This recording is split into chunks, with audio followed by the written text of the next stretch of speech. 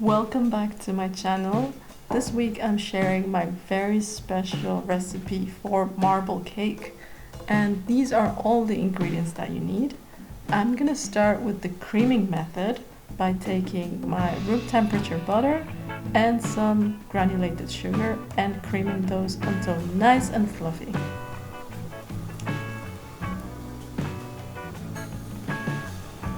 To get a super creamy consistency, I like to use a hand mixer, or the stand-up mixer will do just fine.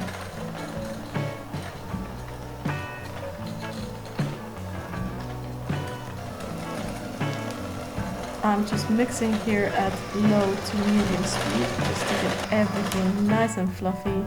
You see that the butter becomes pale and we have a nice and smooth consistency, and this is pretty much ready to go.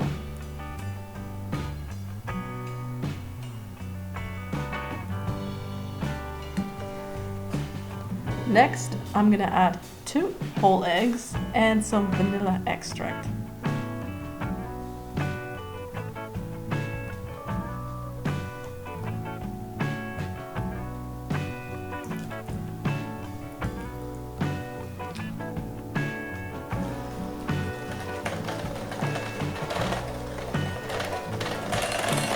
And I'm just gonna mix these until they're incorporated. I don't want to overmix once the eggs are in the mixture.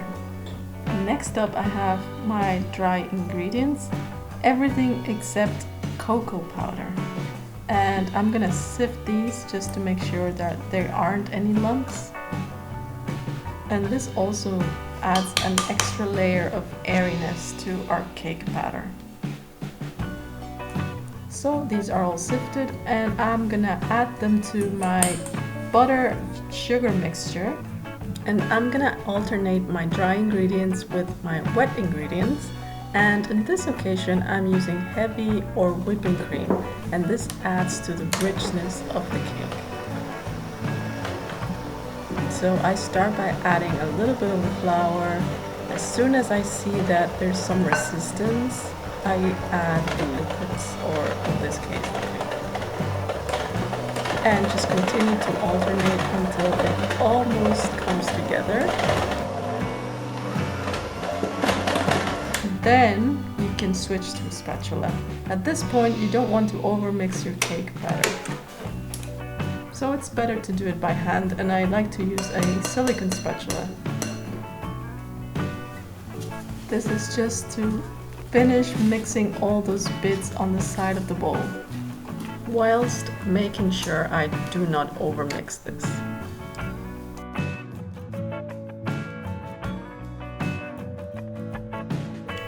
So this is looking good.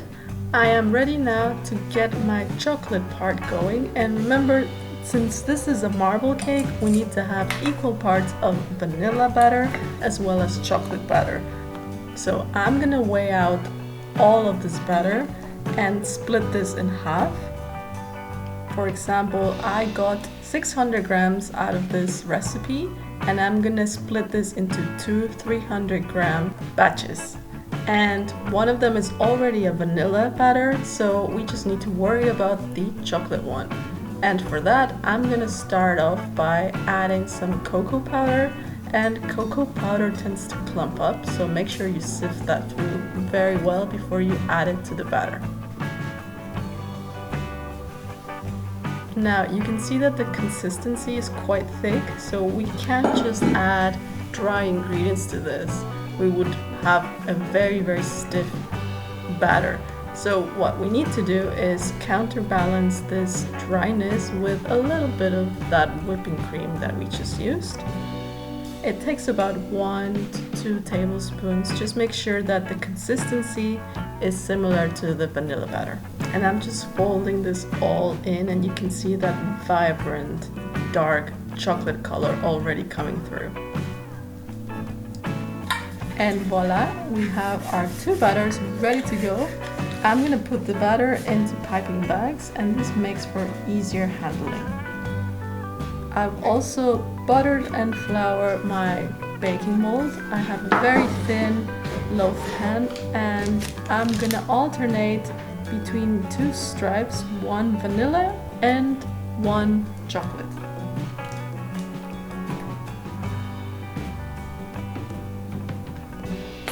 And once you've covered the base of the form, you can proceed alternating again on the second layer. We have vanilla at the bottom, so I'm going to put chocolate at the top of that, and so on and so forth. And you want to make sure you fill this about 2/3 of the way of your pan.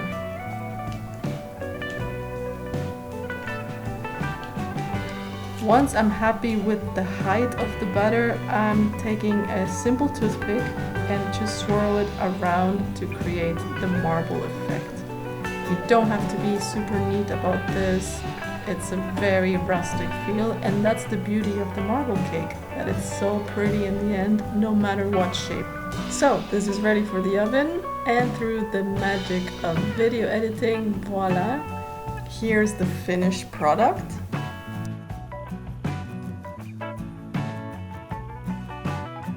Now before I take this out, I just like to cool it down on its side for about 15 to 20 minutes. Mine is already cooled, and I'm just using an offset spatula to loosen it up a little bit, and I want to show you how easy it comes out of it. There are no traces of the cake in the pan, and that's great. And this is ready for decorating.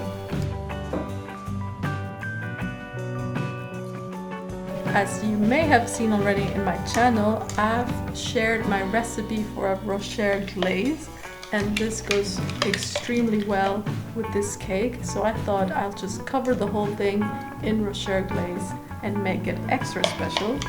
This is of course optional, but I find that it really gives it a nice touch, and of course the presentation of it is just even better. You have all the guidelines on how to make this glaze in my channel. I'm posting a link in the description box below for anybody who's interested. So the cake is fully covered. I'm shaking off the excess, and I can reuse the excess as well for any bit that might be left uncovered. And there we go. You can either let this set at room temperature, or you can put it in the fridge for it to set and be ready to cut, which is what I'm gonna do. So let me take this to the fridge so I can show you what it looks like inside.